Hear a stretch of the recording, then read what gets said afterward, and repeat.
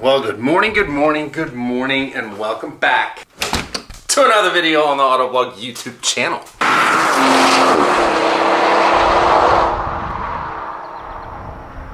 Today we're gonna hop in the car right away. We gotta go to Chad's shop, Wheel Connection. Before we do that, we actually have here the tune from my good friends at V12 Designworks for the S65. It's like the 6th car that I'm going to be having their tune on. First one was the V12 C63, then 2 V12 C63s, the Ferrari. I think that's it, and then this one here. Now what's good about this tune is that obviously it's mobile.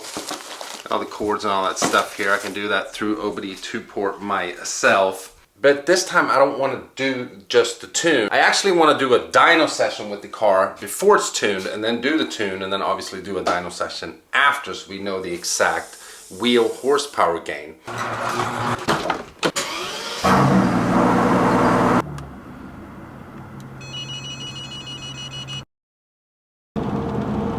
So you see that water bottle vibrating a little bit? Yeah, I think some weights or a weight or something has possibly fallen off, so we're just gonna go get the wheels rebalanced before we continue on with today's video. Now another thing that I had to actually Google, because I didn't understand how to find it, and at one point I was kind of like, well, with a car like this it doesn't have it, and that's a heated steering wheel. Not that I need it now during the summertime, but you know, usually there's like a button sitting here somewhere, or you have to go into the infotainment system and do something, or there's a button on the actual steering wheel or something like that. But on this car, it's not. So I had to Google it. I was kind of like, does my car not have this? But it does, and it's sitting way over here. There's a little stalk right there. The reason I was looking at that is because now that we're getting a new steering wheel here, it should hopefully be coming this week. Back in the day when we did steering wheel swaps and stuff, you always lost the ability to you know, transfer over the heated steering wheel if that was a function that you had. Now you don't lose that function, so the new one that we're getting is still gonna have a heated steering wheel. So I was kind of like, but where's the damn button? I can't find it. And then of course, in true Mercedes fashion, where the, you know, the gear lever and everything's a stock somewhere. Heated steering wheel button is on a stalk as well. I mean, I don't know how this car is gonna handle a tune, because it's got so much torque already. You can tell, like, even at that speed, it just wants to shred the rear tires. Which is why I think Mercedes did not put a traction control off button in this car. I still don't know how to turn off traction control. I do know that you can though, but I don't know how. Now you need some kind of manufacturer's code or some, like, you know, whatever they use, service or something. It's some kind of like hold in these buttons at the same time plus hit that, something like that. But I don't know what it is. Do 100-mile-an-hour burnout. Well, here we are, Wheel Connection, baby. Alright, so we're at Chad's shop here, and this is some old school stuff, even for an old fart like myself. I'd never seen these before, so I had to ask what the hell this is about on this old Cadillac. And for those who know, you already know, these are curb feelers. So when the dude is backing up and he's hitting the curb, these like start making noise. Man, that's what you did back in the day. You got to protect the wheels from the cat. Now, apparently the owner is supposed to fix this thing up and put new wheels on and stuff. I think these things are so cool. Cadillac Eldorado, baby. Yeah, seen its better days maybe, but this thing's dope. I think this is so cool. I would love to have one of these that's completely like fixed up, got some sick ass wheels on it. I mean, this car's gangster. I love it. Now, I've had some bent wheels in my day, but I think this one takes the cake. Look at this thing. I mean, this is like drifting and then hitting a freaking curb. I mean, that's how bad this is. I think these were on a wide body Charger, something like that, but man, that is bad.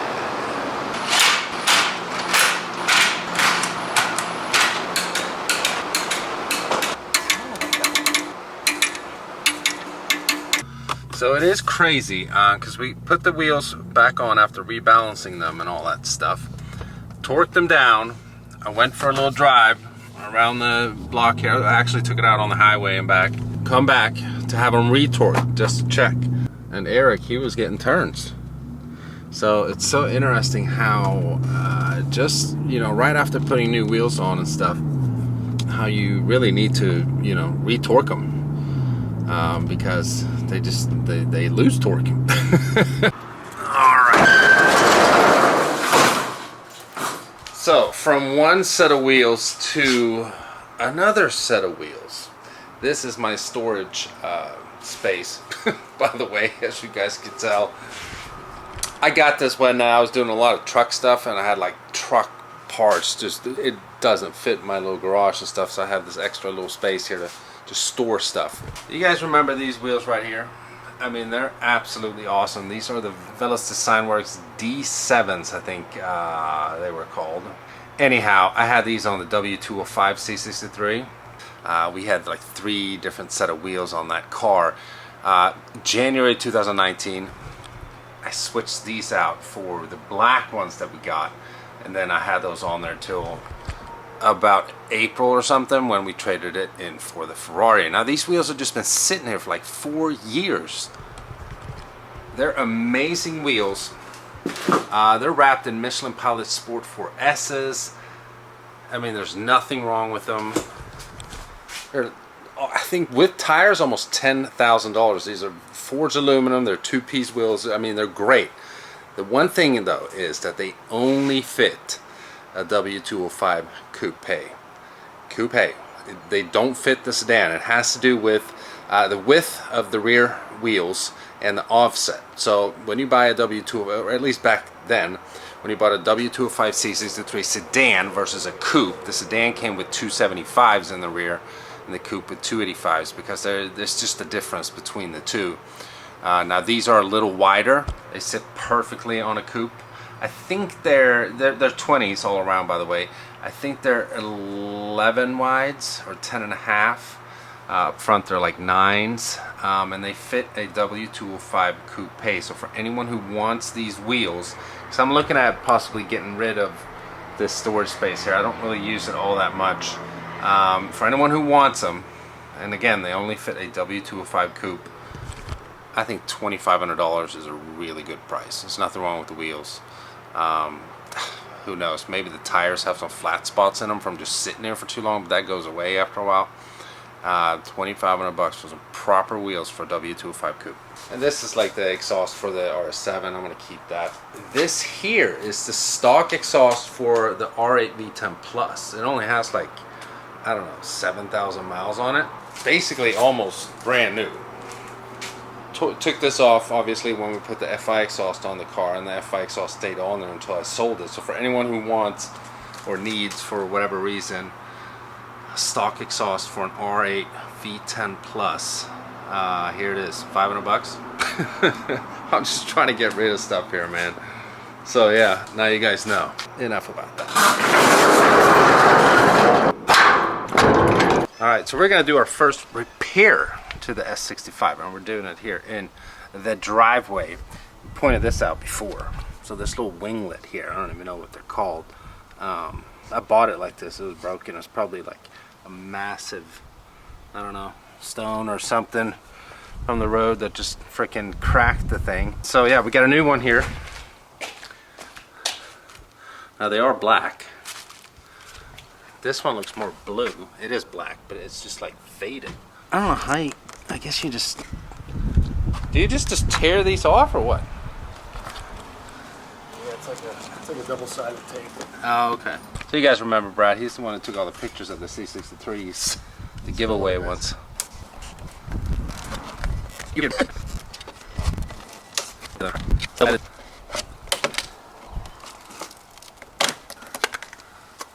go. Huh.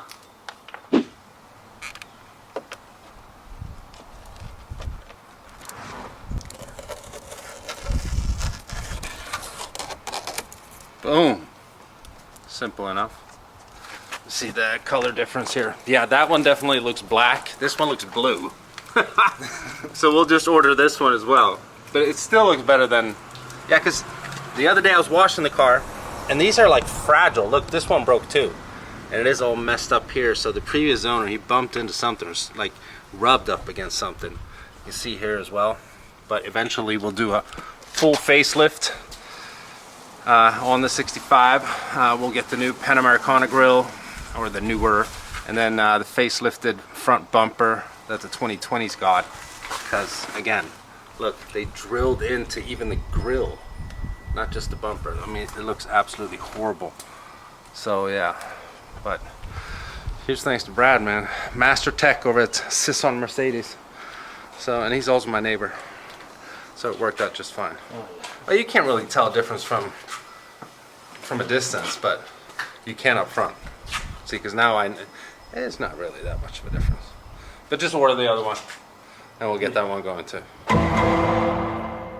Alright, so we're back at the old stomping grounds, Minden Township Ford, and I know this video is like all over the place, but, so depending on the weather, because it's going to be kind of crappy next week, review on the new Super Duty. I'm actually excited about that. I think it looks really good. What do you guys think? New truck from Ford. I might have traded in my TRX on a car, but I still love trucks, and I still want to do some truck content, so review is coming up of the new Super Duty. I know I keep talking about this all the time. Traction control off. I can't figure it out. And I mentioned it on Instagram, and there was people who commented and said, you know, there should be a setting in the infotainment system where you can turn ESP off. It doesn't exist on this car. Others say you need to put it in dyno mode, and that makes sense. And I've heard that from others as well. You're supposed to have the ignition on, and then you're supposed to hold in the OK button and the call button at the same time, and I've done that and it doesn't work. I'm gonna try it again. Now you have to have this middle screen on the odometer as well, so it's showing like the mileage apparently. It's a little hard to do this while filming, so here we go. OK and call button, holding them in at the same time. Nothing happens. Oh, look at that. So what I did was only one press on the ignition, not two. And look at that. By holding the OK button and the call button, we got a different screen here. And by the way, during the time of filming this video, which has been like several days because not much has been going on, I've actually booked a dyno session with a tuning shop close to here. So it's going to be absolutely awesome. We're going to dyno the car before the tune and see how much horsepower we have to the wheels. Then we're going to do the tune, and then we're going to dyno it again and see exactly how much power that we picked up. And I guess this is what they're going to have to use. Now, so brake pad replace, vehicle data, assist plus, head-up display. So if you put it in dyno mode, what's roller test? Okay, so now apparently everything is off. I mean, traction control, ABS, the whole 9 yards. So you're really like on your own here. But we're gonna start it up and see if it just acts normal. We don't have any safety nannies on whatsoever, so you're definitely on your own. So I mean, if I just punch it now, it should like shred some tires.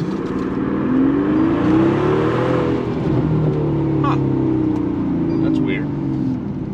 I thought it would just like completely rip the tires. It didn't.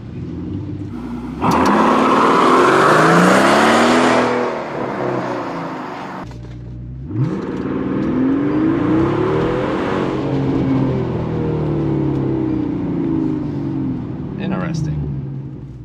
So I want to know, if I turn the car off and then turn it back on, is it just going back to stock then? Yeah, everything is still off. Huh. Okay, so you just go back to this menu here, I guess.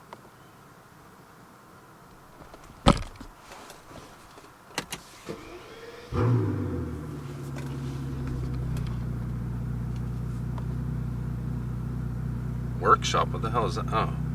Oh, look at that. So basically you get a brand new menu, because before you don't have this workshop option. You only have, you know, all this other stuff here. an AMG, obviously. Huh, that's interesting. So I don't know, is this on my menu now, like permanently, just because I did this okay and call button thing once? I'm thinking out loud here, sorry if everyone thinks I'm annoying, but that's pretty cool though, because now I can just go back, turn traction control off. Interesting.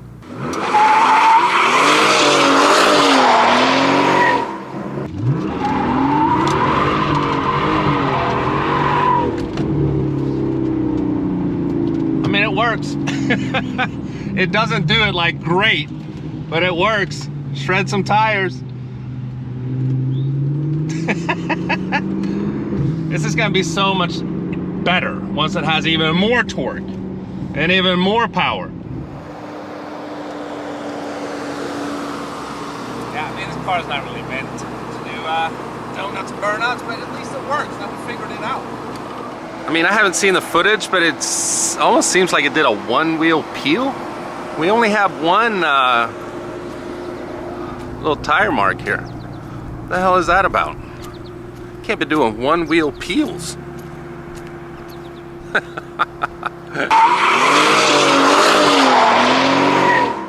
Okay, so the car's been completely shut off here for a little bit. I'm gonna start it again. I want to figure out if this menu is there like permanently now. That's what's interesting to me. No, so it's gone. We would have to do that again.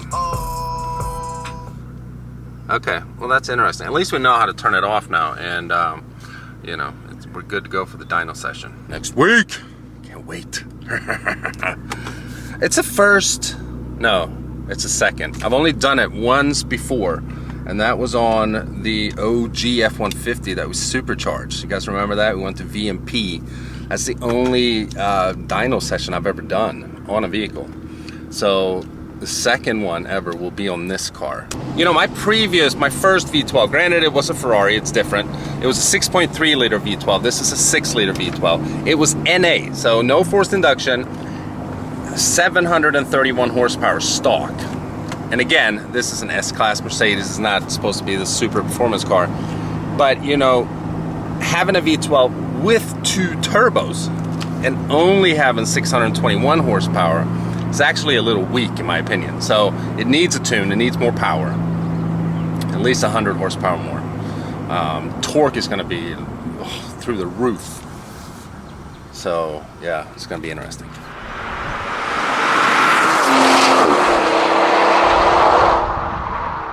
So yeah, I mean, you guys know how much I love this car already. I've mentioned it a gazillion times in the videos that we've done so far. But for being a V12, it is extremely underwhelming, so to speak. Again, I know it's not a Ferrari, it's not a Lamborghini, it's not like a performance car or supercar with a V12. It is a luxury Mercedes with a V12, but it has 2 turbos. And when we finally figured out how to turn off traction control and I floored it, it didn't even shred the tires. So I think all that's going to change though once we get the tune next week, and then when we get it opened up with the exhaust, it's going to be a lot different as well. But I have to say, it's probably one of the most underwhelming V12s that I've ever driven, maybe only beaten by that M60i, because that was even more quiet than this car and less performance car feeling than this car right here. And that's an M car and this is an AMG car, so they are each other's like equivalent, if you will. But that's not to diss the car in any way, and of course I'm not comparing it to a Ferrari, but it's just completely different V12s. But it is kind of underwhelming that it only has 621 horsepower with 2 turbos. Again, that's going to change with the tune. I feel like it should be a bit more raw. And that's just something that you're gonna have to create on your own, and that's exactly what I'm gonna be doing. Now with that being said, it's definitely the best looking S-Class generation, in my opinion. So this is the C217. If it was a sedan, it'd be a W222. It's an extremely good looking car. One of the best exterior features is obviously no B-pillar. Looks amazing. Head over heels with this car.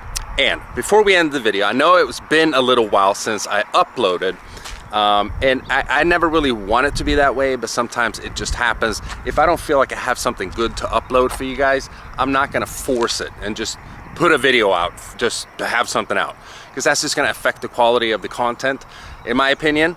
So I know it was a little lapse here now, and I just bought this new car. I should be pumping out videos all the time. I thought I was going to get some mods in this week and do but it just didn't happen, you know, time frames and so on. That's just how it is sometimes. So I've been thinking about this for a long time, and I haven't made up my mind completely yet, but I'm pretty sure that this is going to happen. I want to see what you guys' interest is. I want to start up my personal YouTube channel as well. So when I'm not filming cars and just doing stuff that I do otherwise, like playing golf, you know, working out, hanging out with friends, and, you know, being at home with the family, the dogs and stuff like that, it doesn't really involve the cars as much. Who would be interested in that? Because it's got to be some kind of interest at first, and I'm purposely mentioning this at the end of the video because I know a lot of people don't watch till the end of the video, but the OGs do, or the real followers. So leave it in the comments if you guys want to see me start a personal YouTube channel. And I'm also gonna do an Instagram story, so go to my Instagram story right now. It's gonna be a poll of, you know, if I'm gonna start up a personal YouTube channel to film content when I'm not filming car content. So let me know. And with that, we're gonna wrap up today's video of the S65. Next week's gonna be absolutely awesome. Again, the dyno session is gonna be dope. I'm looking so forward to that. It's gonna be sick. So I hope you guys enjoyed today's video. If you did, you know what to do. Give it a huge thumbs up if you're stopping by for the first time and you haven't already and you want to. Here comes a FedEx truck and ruining my audio. If you guys are stopping by for the first time and you haven't already, please subscribe, and I'll see you guys in the next one. Bye-bye.